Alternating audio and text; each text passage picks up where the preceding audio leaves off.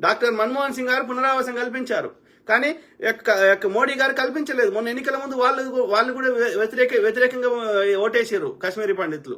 అర్థమైందా? ఇవాళ ఆయన పేరేంది, సంజీవ్ భట్, ఆయన జైల్లో పెట్టిండు కదా గోద్రా సంఘటన విషయంలో, ఐపీఎస్ అధికారి, ఆయన కాశ్మీరీ పండిత్. అర్థమైందా? సో రోహింగ్యాలను ఎక్కడ వెళ్ళగొట్టిండు?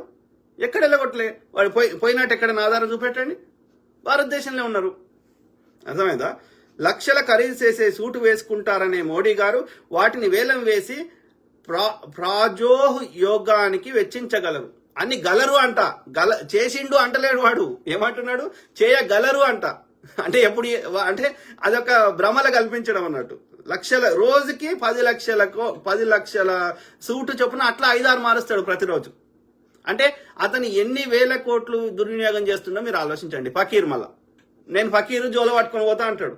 జోల పట్టుకుపోయేటోడు రోజుకి 10 లక్షల సూటు చొప్పున అట్లాంటి 5-6 మారుస్తాడా?